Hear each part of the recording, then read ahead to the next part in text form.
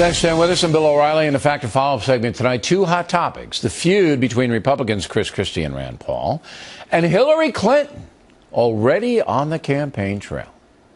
I, as a strategist, am fairly floored that she has decided to enter the public fray so quickly. She could do the foundation work. She could do issue work. She could build a campaign. She could develop a message without having to be so far out front of there.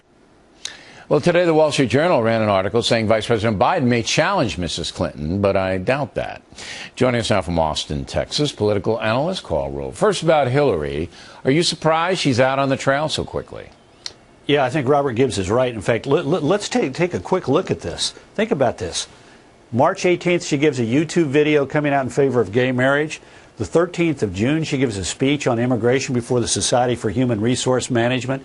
She goes to Bryn Mawr on the 9th of July to give a speech about women in public service, has lunch with the president on the 29th, breakfast with Biden on the 30th, goes to the American Bar Association on the 12th of August and gives a speech attacking voter ID laws. On the 10th of September, she's announced she's going to give a speech on transparency in government at the National Constitution Center in Philadelphia.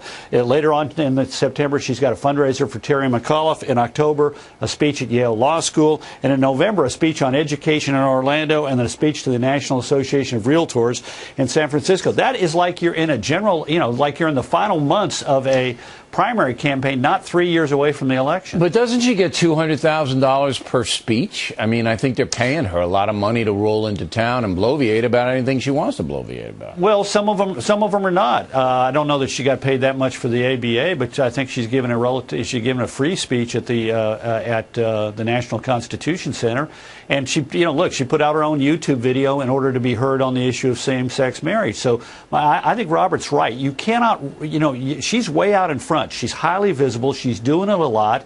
You cannot sustain that pace for 3 years and then pop up in late 2015, early 2016, when people start paying attention to the primary season, and sound like you have something new to say. You're going to have bored the press to death. They're going to have heard it all before, and you're going to be vulnerable to somebody who is capable of sounding fresh and new and different. And it's hard to be the front runner from the beginning to the end without making a lot of mistakes along the way. And she's not only accepted the crown of front runner, she's doing everything she can to highlight it. But there's so much money behind her and so much power behind. Vice President Biden, I think the Journal said he had raised $11 million. I mean, that's just lunch money for the Clintons, $11 million. I mean, they'll raise. Well, that may be right, Bill, but we heard this before in 2007. She was going to be the nominee. The powerful Clinton machine was behind her. And, absolutely. But do you think Biden? I don't think Biden go up against her. Do you?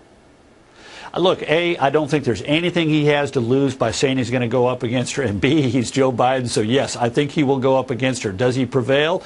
No, but he'll give us a lot of entertainment value for the few months that he's in the contest. All right, so I don't think he's going to go, but you do, but I'm rooting for you to be right because I want the entertainment value.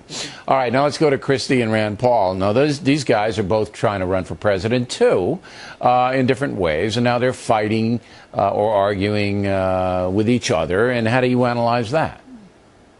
Well, first of all, this is a fight that both of them want because it gives them a chance to lay claim to a certain thing that's important in a Republican presidential primary. For Rand Paul, it is a chance for him to try and change the Republican Party. There's always been a libertarian strain inside the Republican Party, but that libertarian strain has had its biggest influence on economic issues, limited government, low taxation, sound money policies. Less so on the social issue side. Maybe a little bit of leave everybody alone, but the idea that the libertarian philosophy of, drugs, decriminalize it, victimless crimes of prostitution, etc., that hasn't gotten much purchase. But the least impact of libertarianism inside the Republican Party, at least for the last 30 years, has been on the international side. This idea of downsize the military, cut the military budget, bring everybody home, withdraw from the world.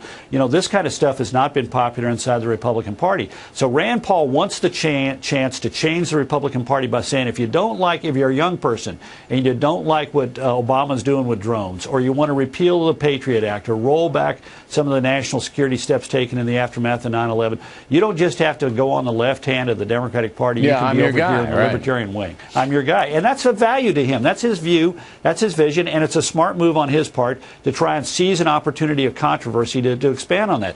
On the other hand, Christie wants to be seen as a strong national defense conservative.